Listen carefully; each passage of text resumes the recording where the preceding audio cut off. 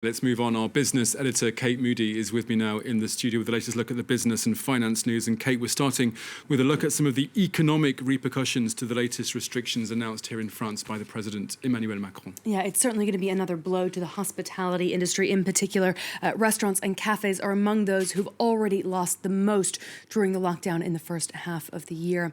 Now, they will be receiving more financial support from the government, including an extension of the state-backed furlough program, which will cover the entirety of workers' salaries in those sectors. They'll also have more access to state-backed loans, and they've already been offered direct grants up to about 10,000 euros per week to help them pay other bills. Now, overall, France's pandemic response has cost 470 billion euros so far.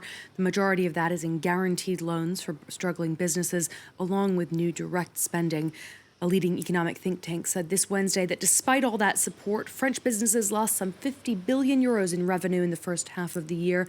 The OFCE warned of a wave of bankruptcies, which could lead to the wide-scale layoffs that the government has so far tried to prevent. Well, as the UK faces fresh restrictions of its own, the Organisation for Economic Cooperation and Development has been focusing on the dual economic challenges of the pandemic and Brexit. With GDP forecast to shrink over 10% this year, the OECD's latest report says the scars for businesses and the broader economy could last for years. Fraser Jackson reports. As the UK endures its second wave of coronavirus infections, another large wave is heading for the island shores. The country is at a critical juncture. That's the take of the OECD in its 2020 snapshot of Britain's economy, projecting a hit of over 10% to GDP growth. Compounding the economic woes of the pandemic, the 4-year-long divorce proceedings with the European Union. According to the Paris-based think tank, a no-deal scenario could further hamper the UK's recovery by 6.5% in the coming years. COVID has been the largest economic shock and social shock of the last few years, or the last decades. But Brexit obviously compounds the issue. What we're saying, this is why it's so important to keep the dialogue going and try to get a deal so that that minimizes the impact. On Tuesday, the UK government said progress had been made in recent weeks, but that differences still existed. A deal will be crucial if trade is to remain uninterrupted. Even if a deal is reached, the UK's economy is expected to be 3.5% smaller than if it stayed in the single market.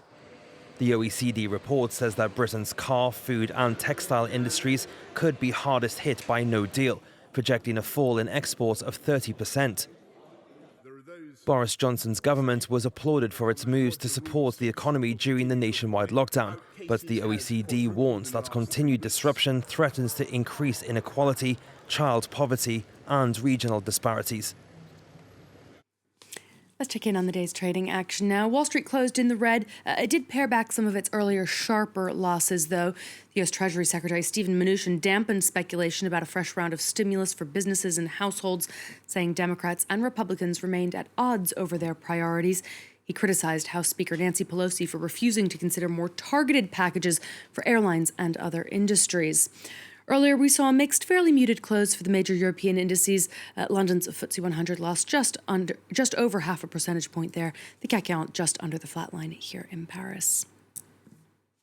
The group of 20 most industrialized nations has agreed to extend debt relief for emerging economies for an additional 6 months until June of next year.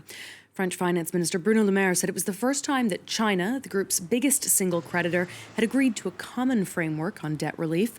73 of the world's poorest countries are eligible to have their debt payments frozen, provided that they use those funds to combat the pandemic.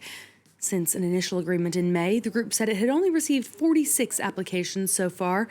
On Wednesday, the IMF said more than half of low-income countries are at high risk or already in debt distress. And the World Bank president joined calls for creditors to go further. Important for the people in the poorest countries to see an actual reduction in the amount of debt, a ray of hope for the future. And so I was pleased to see that the G20 was approaching debt reduction. I think there are more steps that are needed in order to achieve meaningful debt relief for the poorest. Certainly a significant step here today, Tom, but a lot of people saying that without real debt forgiveness, this is really just pushing the problem of these debt crises further down the road. Okay, Kate Moody there with the latest business news.